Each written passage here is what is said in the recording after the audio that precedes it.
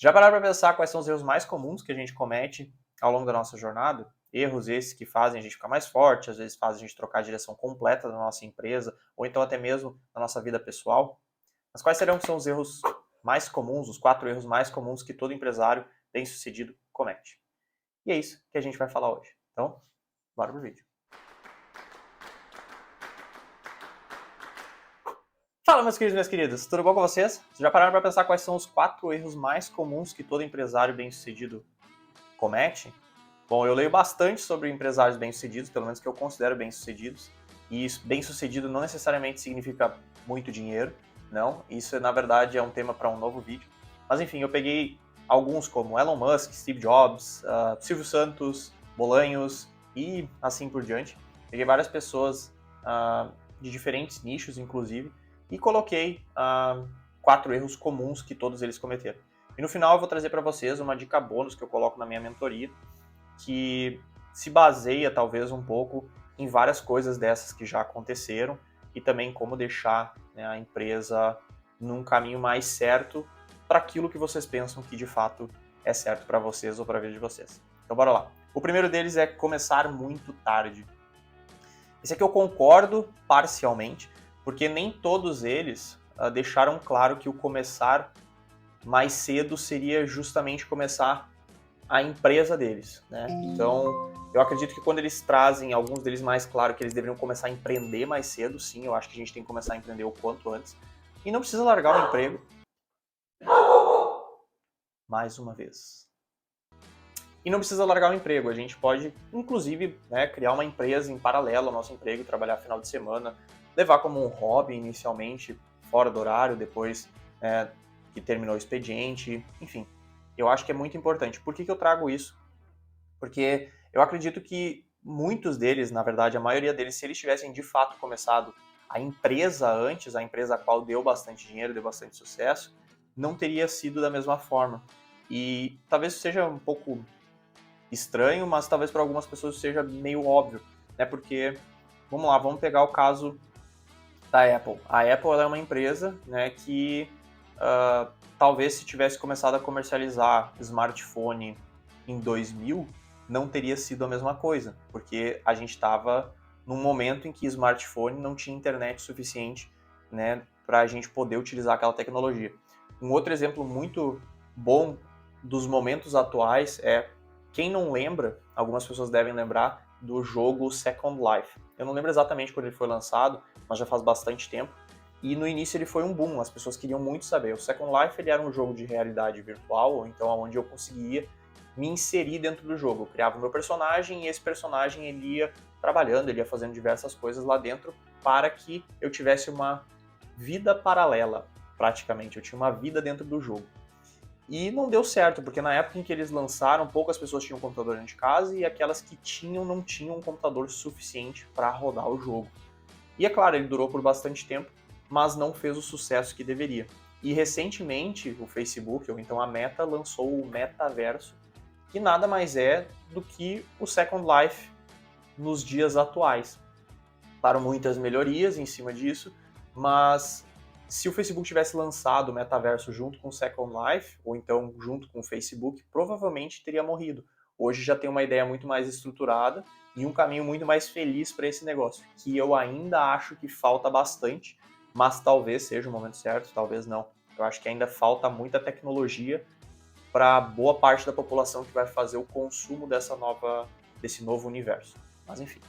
Esse é o número 2, então, concluindo só, eu acho que a gente... Esse é o número 1, desculpa. Concluindo, eu acho que a gente sim deve começar a empreender antes. A gente, quanto antes começar a empreender, melhor, porque a gente começa a aprender com os erros, a aprender com as coisas, aprender a fazer networking, aprender a conversar com as pessoas, aprender a negociar. Então, diversas coisas que a gente começa a aprender mais cedo, a gente vai errar, faz parte, mas a gente vai, né, melhorando ao longo do tempo. Então, eu acho que isso até faz um bem para a pessoa que trabalha no modelo CLT para uma outra empresa, porque isso vai fazer com que você se destaquem no meio das outras pessoas que estão estudando e trabalhando, estudando e trabalhando.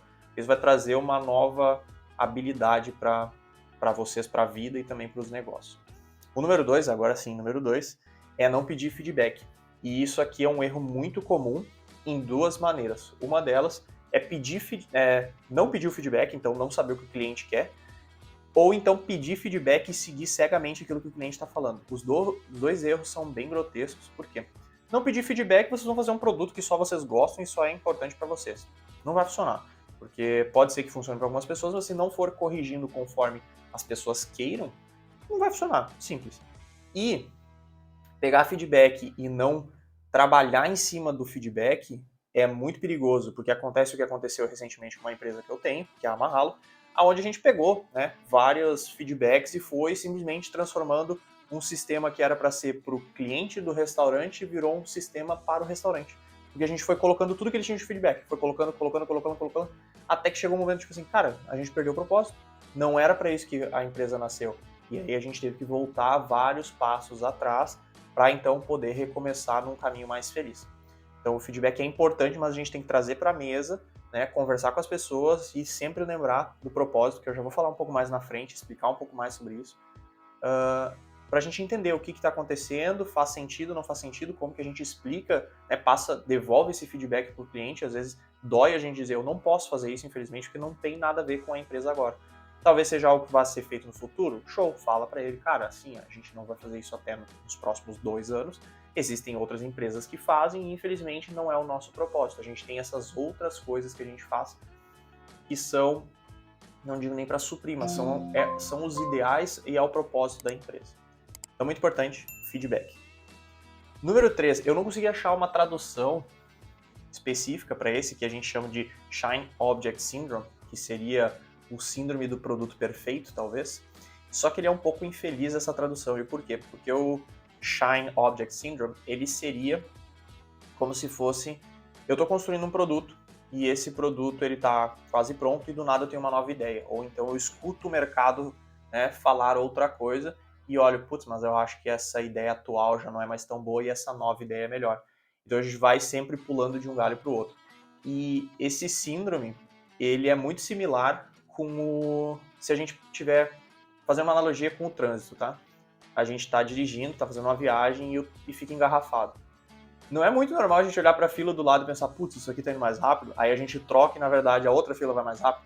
É exatamente a mesma coisa. A gente tem mania de achar que o outro está melhor e que as novas ideias são melhores. E a gente perde totalmente o foco. Isso eu também vou falar um pouquinho mais na frente, porque faz parte dessa dica bônus da metodologia que eu vou falar para vocês.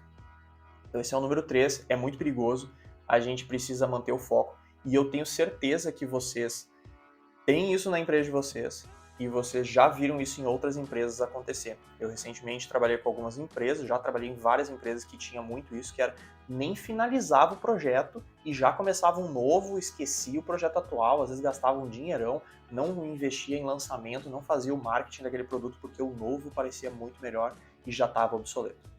Então é muito perigoso e é uma das coisas que vocês precisam parar para pensar se isso já não aconteceu e como faz para evitar que isso aconteça de novo, beleza? E o número 4, ele é escalar mais rápido do que a gente pode.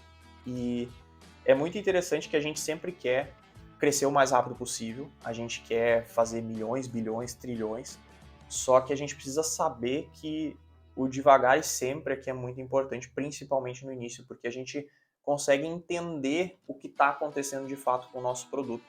Isso também vale para a Mahalo, que eu falei anteriormente, que a gente queria, né, conseguir atingir todos os problemas dos restaurantes e chegar lá e conseguir vender para todo mundo um sistema que atenderia todo mundo. Só que não era esse o propósito, então a gente acabou falhando drasticamente nisso.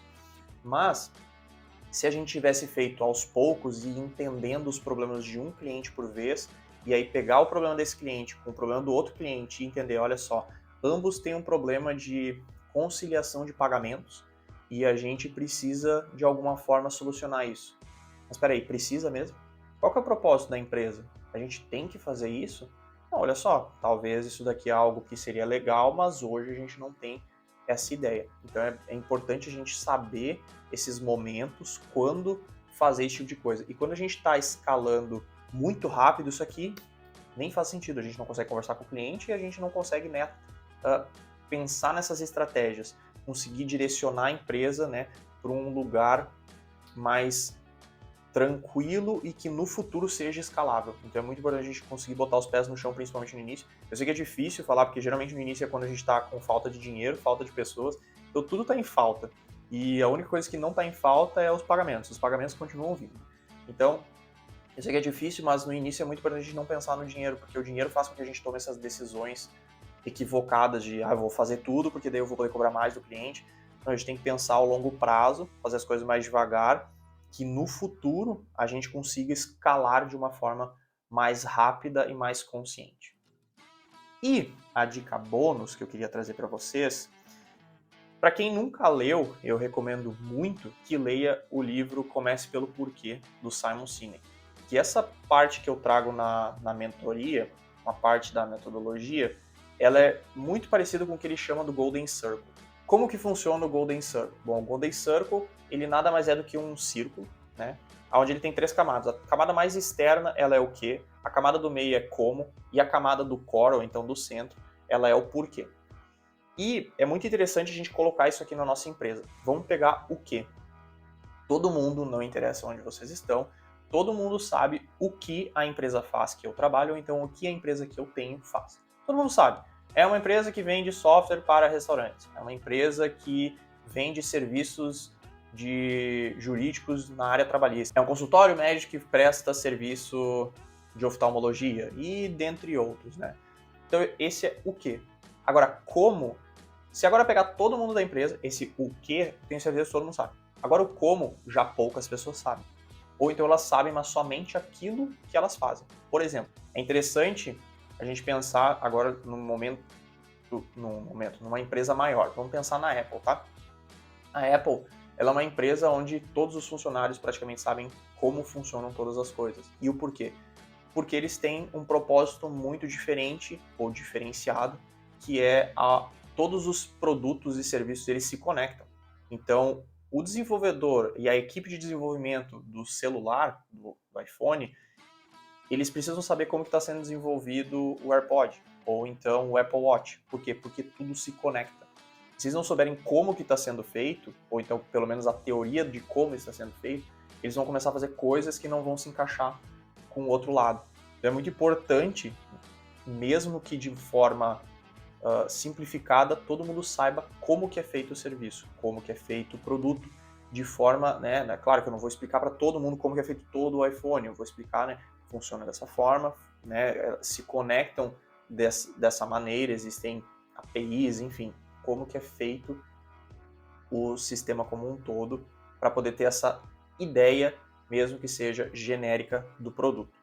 E aí vem o porquê. E o porquê, quanto mais afastado a gente está da parte extrema do círculo, menos pessoas sabem. E que é um problema. Por que vocês fazem o que vocês estão fazendo? Porque a empresa quer ganhar dinheiro? Não é uma boa resposta. A empresa tem que ter um propósito. A empresa quer ser o melhor escritório de advocacia do país. A empresa quer ser reconhecida por pensar diferente, que é no caso da Apple. Então, olha como é forte o propósito, e se as pessoas não sabem, eu estou fazendo isso aqui porque me mandaram fazer. Putz, eu já consigo imaginar como que está a liderança da empresa só por pensar dessa forma. E um exemplo muito bom de como o propósito, de como o porquê, o como e o que é muito importante para a empresa, é vocês lembrarem que em 2007, muita gente nem vai lembrar mais da empresa chamada Nokia, em 2007, o valuation da Nokia era de 110 bilhões. 110 bilhões. E a Apple era 104. O que aconteceu?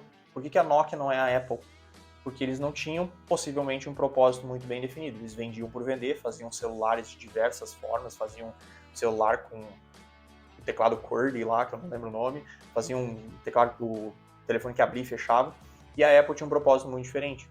Óbvio que eles vieram com o primeiro smartphone sem teclado, e aí depois eles quebraram as barreiras de MP3 que vieram com o iPod, e aí mudaram toda a indústria, né, da música, porque as pessoas começaram a comprar músicas por um outro meio que não eram mais CDs e DVDs. Então o Think Differently, ou então o Pense Diferente do Steve Jobs, sempre foi muito claro para todo mundo, não só para a empresa. A gente sabe que a Apple faz o que faz porque ela está pensando no consumidor final. Óbvio que o dinheiro é muito importante, é óbvio, mas eles estão pensando no consumidor. E um outro exemplo disso é que eles tanto pensavam que ele tinha que ser diferente que a Apple lá no início dela, no primeiro Macintosh que eles foram vender, eles tiveram um problema gigantesco com o Steve Jobs porque ele não queria fazer o lançamento do produto porque ele não estava como deveria ser para o cliente final deles. Então existia uma tensão dentro da empresa entre lançar e não lançar o produto, porque eles pensaram, cara, não dá para lançar, porque infelizmente não está como o nosso cliente vai querer. É muito importante que a gente saiba, todo mundo da empresa saiba, e melhor ainda se o nosso cliente souber qual que é o nosso propósito e como a gente deve achar ele, aí sim existe vários meios, existem várias tarefas que precisam ser feitas, não é fácil, a gente precisa ter muito claro e pode mudar, acredito que pode mudar no meio do caminho, mas nunca é todos os dias. Pode mudar, sim, com certeza, mas todos os dias mudar o caminho e a direção para onde a empresa está indo não faz muito sentido. E é isso aí.